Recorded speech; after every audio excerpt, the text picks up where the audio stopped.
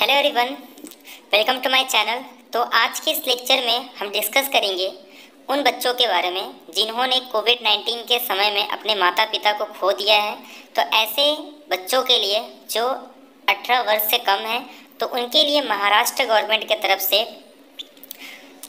5 लाख का मदद मिलेगा। और वो जब तक 18 ईयर्स के लिए नहीं होते तो उनके एजुकेशंस के लिए जो भी हो सकेगा वो गवर्नमेंट करने वाली।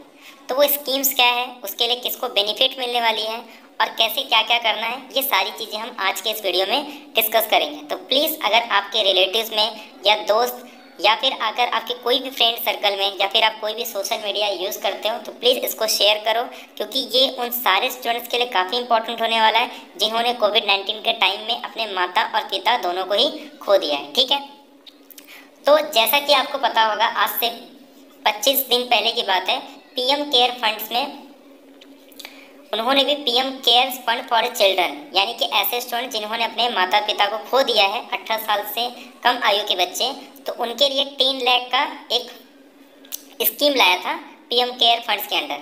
तो वैसे ही अब महाराष्ट्र गवर्नमेंट ने भी एक योजना स्टार्ट की है जिसके तहत उन्हें 5 लाख रुपए मिलेगा। ठीक है, तो पहले हम ये डिस्कस करेंगे कि ऐसे किसके लिए ये बेनिफिशियल, यानी कि कौन इसका बेनिफिट उठा सकता है। सेकंड, हम ये डिस्कस करेंगे कि उनको कैसे कैसे मिलने वाला है और क्या क्या डॉक्यूमेंट्स की ज़रूरत पड़ेगी जो उनको सबमिट करने होंगे। तो ये सारी चीज़ें हम आज के इस वीडियो में डिस्कस करेंगे। जैसा कि आपको यहाँ पे लिखा हुआ मिल रहा है, मैं शॉर्ट फॉर्म में आपको बता दूंगा कि इसमें क्या क्या लिखा हुआ है कि कोविड-19 संसर्गामुळे दोन्ही पालक गमावलेल्या बालकांना अर्थसहाय्य मिलनेबाबत नवीन योजना, यानी कि एक नया स्कीम है वो बच्चे जिन्होंने कोविड-19 के टाइम पे अपने माता पिता दोनों को खो दिया है।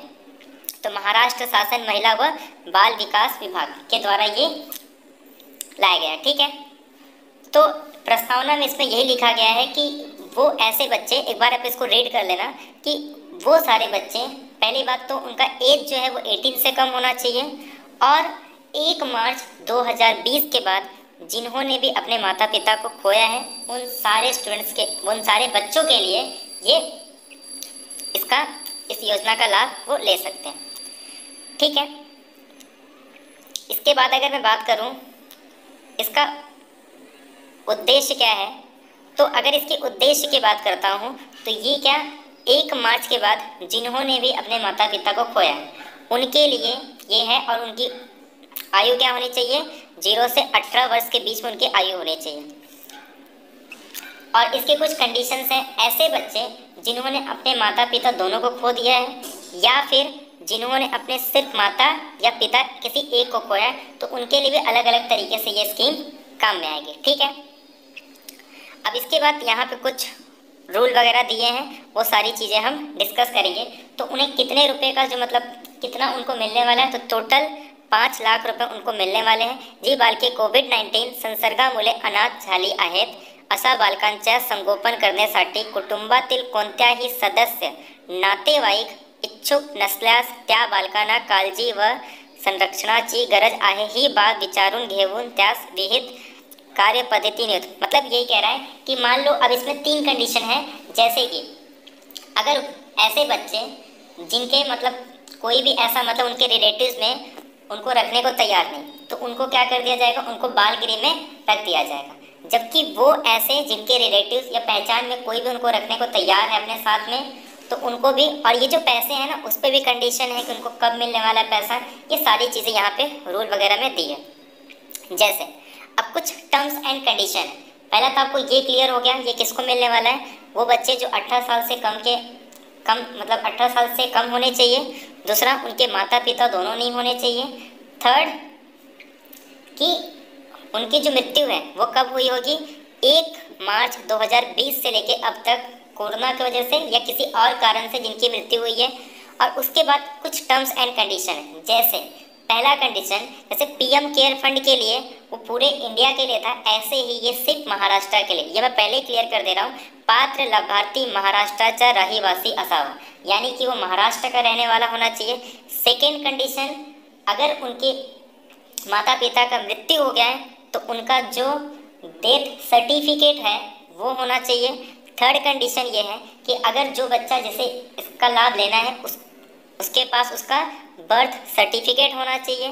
फोर्थ कंडीशन ये है कि अगर जैसे मान लो वो किसी स्कूल में पढ़ रहा है तो उसके पास क्या होना चाहिए, उसका बोनाफाइड सर्टिफिकेट होना चाहिए। और जिस बच्चे को इसका बेनिफिट मिलेगा उसे 5 लाख का उसके नाम से डिपॉजिट किया जाएगा बैंक में, और ये किसके अंदर होगा, जो भी ऑर्गेनाइजेशन इसको हेड कर रही है, ठीक है। और उसके बाद जैसे ही वो 21 वर्ष का हो जाता है उसके बाद उसको जो 5 लाख रुपए वो उसको मिल जाएंगे। कब मिलेंगे, 21 ईयर्स के बाद। तो उसके बाद जो 6th कंडीशन है, अब इसमें कुछ टर्म्स एंड कंडीशन ऐसा है, जैसे फॉर एग्जांपल अगर कोई बच्चा है, मान लो अगर वो गर्ल्स है, ठीक है, तो गर्ल्स का अगर 18 एज के पहले अगर उसकी शादी कर दी जाती या फिर वो शादी कर लेता है तो उसे इसका बेनिफिट नहीं मिलेगा, यानी कि उसे कुछ पैसे नहीं मिलेंगे।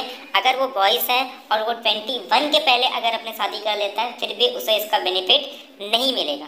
और इसमें और एक कंडीशन है, जैसे मान लो किसी कारणवश उसकी मृत्यु हो जाती है या फिर वो शादी कर लेता है तो ये जो भी पैसा है वो कहाँ जमा हो जाएगा, जो गवर्नमेंट है वहाँ पे जमा हो जाएगा। तो विहित मुद्दती पूर्वी मुलीचा, ये 8 वाला देखो कि विहित मुद्दती पूर्वी मुलीचा किंवा मुलाचा विवाह झाल्यास अथवा नैसर्गिक किंवा इतर कोणत्याही कारणाने लाभार्थीची मृत्यू झाल्यास सदर रक्कम शासनाचे एकत्रित निधीत जमा करण्यात येतील, ठीक है। और इसके बाद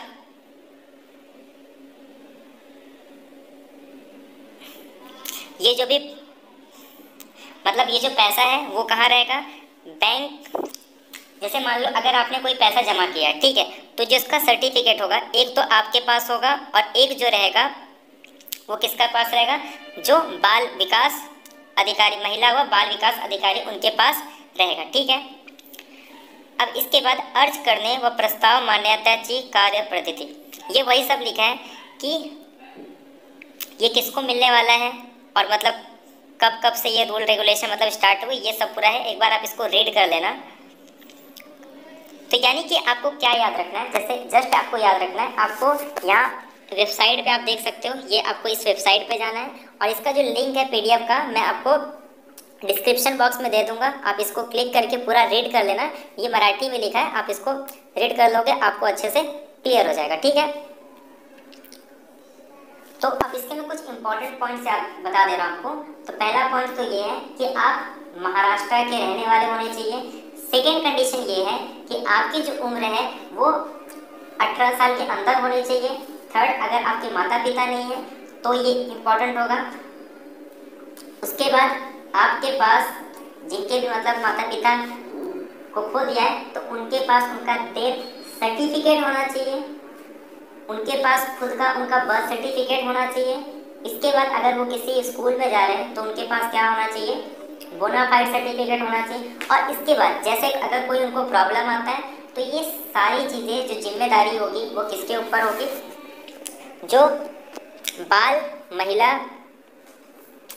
जो ऑर्गेनाइजेशन को चला रही है सारी रिस्पॉन्सिबिलिटी उसके ऊपर रहेगी कि जैसे उनको टाइम टू टाइम सारे सुविधा मिल रही है नहीं, वो जाके ये लास्ट में है जो पूरा यही सब लिखा है। तो ये एक बार आप रीड कर सकते हो कि अगर कुछ भी प्रॉब्लम होता है तो ये सारी चीज़ें महिला व बाल विकास विभाग पे ही इसका पूरा रिस्पॉन्सिबिलिटी है कि उनको टाइम टू टाइम चेक करना है, हर महीने मीटिंग बैठानी है कि क्या उनको सही से हर चीज़ें मिल रही है नहीं।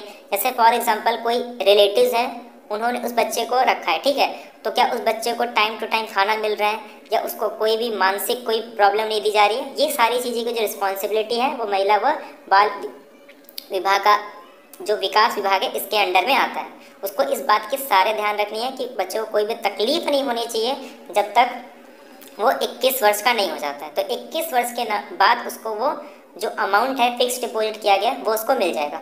और एक चीज़, जो भी सर्टिफिकेट है या फिर जो इसका सर्टिफिकेट होगा एक किसके पास होना चाहिए, जो इसका लाभदायक है, और सेकेंड जो है वो महिला व बाल विकास के जो भी ऑफिस होगी वहाँ पे वो रहेगा, ठीक है।